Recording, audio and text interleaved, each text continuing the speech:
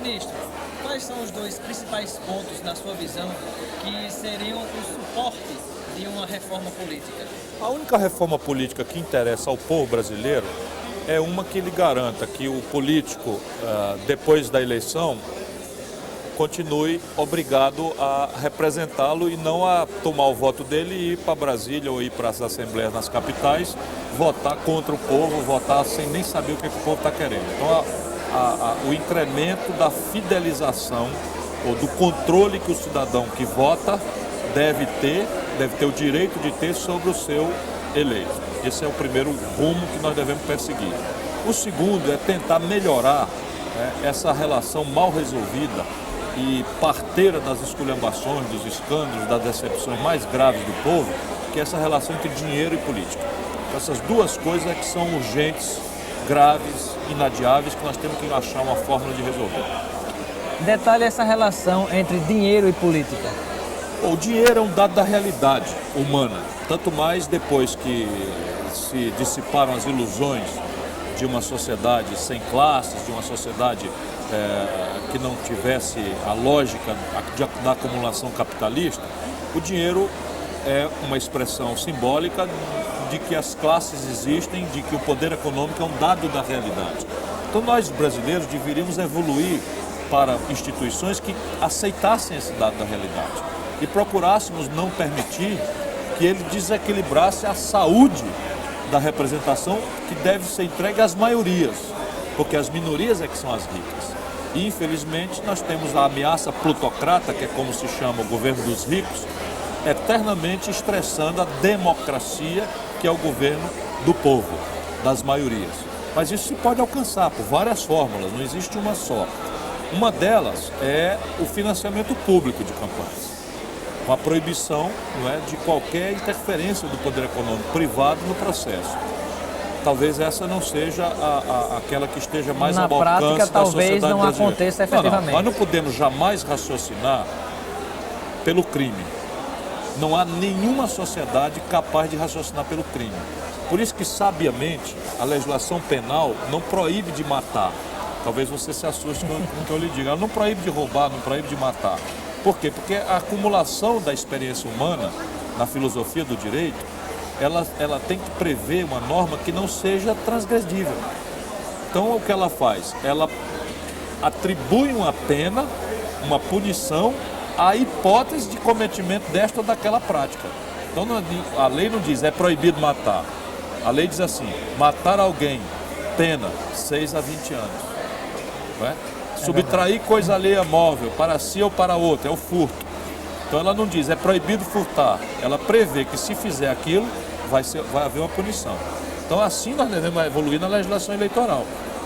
A legislação eleitoral deve acreditar que na democracia o povo, e somente o povo, é capaz de julgar quem é melhor para ele. Ela não deve querer as regras, não deve querer substituir o povo, como se o nosso povo fosse idiota, imbecil, e só meia dúzia de branco rica que soubessem votar e dizer como é que o povo deve votar. Então nós devemos ter a ampla liberdade, apostar na educação do nosso povo, equipar o nosso povo criticamente para que ele assista ao debate, veja os abusos, veja... Até porque uma reforma não pode partir do povo se o povo não estiver educado para isso. Não, mas nós não podemos esperar que o povo se eduque para ter uma democracia. Até porque a democracia é o caminho mais importante de educar o povo. Então partiria do Congresso, que já está muito comprometido com o status quo? O Congresso não é comprometido, o Congresso é uma instituição. E é os representantes santuário. Que nesse momento estão no Congresso. Deixa eu corrigir de novo. O santuário da democracia é o Congresso Nacional. E o Congresso Nacional, vamos lembrar, é 100% eleito por nós. Então, se nós chegarmos à conclusão de que a atual composição do Congresso, o que seria um exagero, é de gente que não presta, está na nossa mão, dentro de aproximadamente 4 meses, trocar todos eles. É o povo que vota. Um Congresso com sem erros é colocado pelo povo. Mas repare bem, sociedade de anjo não é uma sociedade humana. Então o nosso povo, na minha opinião, se deixarmos que o povo vote seguidamente, como nós temos conseguido há pouco tempo, isso tudo vai se consertar. Sempre haverá um mal feito, sempre haverá uma distorção. Isso há em todos os lugares. O que nos choca aqui no Brasil é a repetição vulgar do mal feito, né? E a impunidade como prêmio do mal feito. Isso se corrige com as instituições. Você acredita que o Congresso aprovaria medidas para justamente coibir a impunidade, já que muitas vezes parte dele tem interesse? Não. Por quê? Porque há um paradoxo que eu expliquei nessa palestra, nesse debate hoje aqui. Nós temos um sistema representativo que é gerado por distorções institucionais.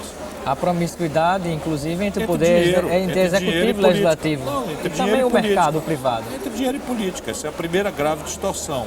Nós temos uma sociedade profundamente desigual, há uma brutal concentração de riqueza, uma brutal concentração do direito à informação, uma brutal concentração dos benefícios do viver em sociedade.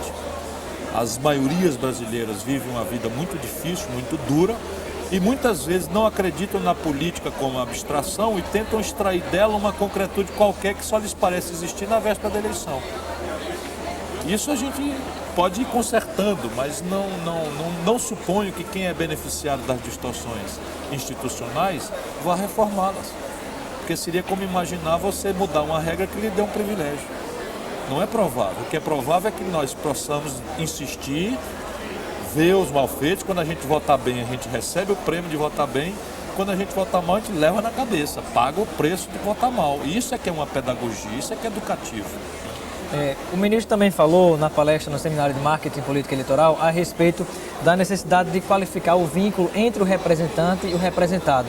Qual é a sua proposta para aproximar o político do povo? Eu tenho um conjunto de propostas, né, que vão desde propostas pragmáticas, práticas, etc., até propostas mais idealistas, pelas quais eu vou lutar até o dia que nós possamos amadurecer. Vou de trás para diante. Já existem algumas democracias mais avançadas do mundo um instituto que não tem nem sequer o nome em português, chamado Recall.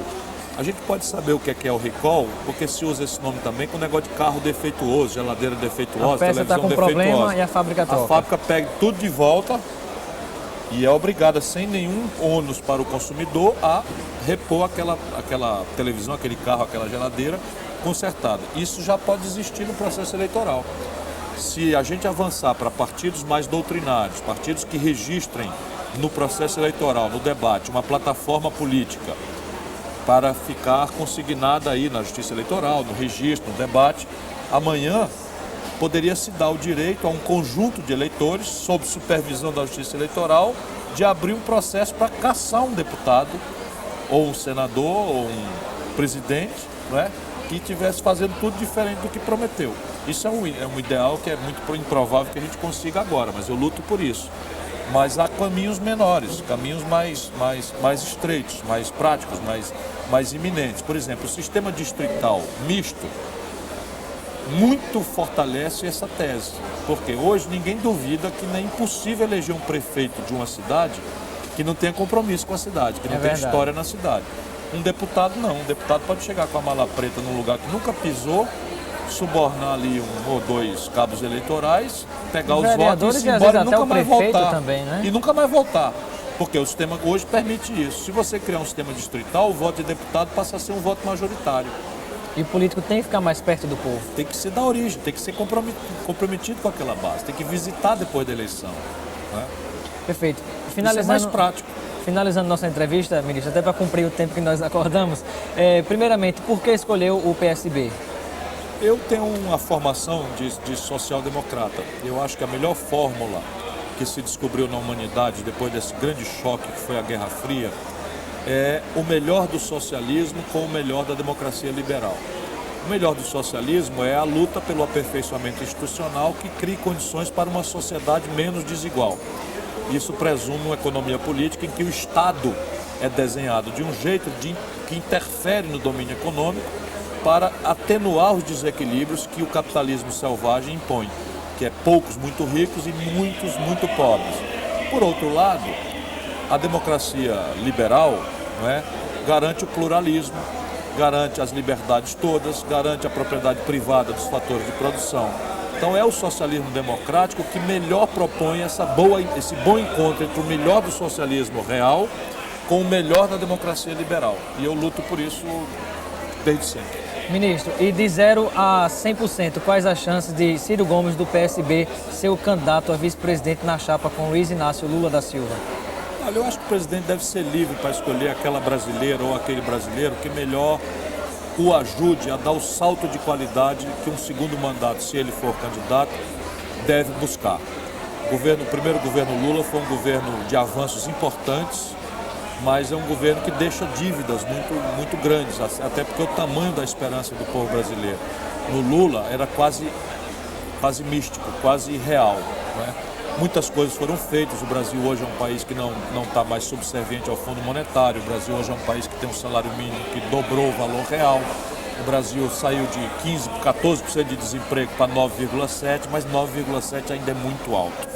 E, portanto, o presidente Lula, com a experiência que adquiriu, com a construção de um projeto que lhe faltava, que mais ou menos está se consertando, que está em execução, se ele tiver a oportunidade de fazer um segundo mandato, ele deve buscar melhoras muito importantes na área da economia, na área social, na área das instituições políticas, nas questões graves da previdência social, nas questões graves de gerência, na questão do aperfeiçoamento das instituições políticas, éticas. E o ministro está disposto a contribuir com esse projeto? Eu vou ajudar.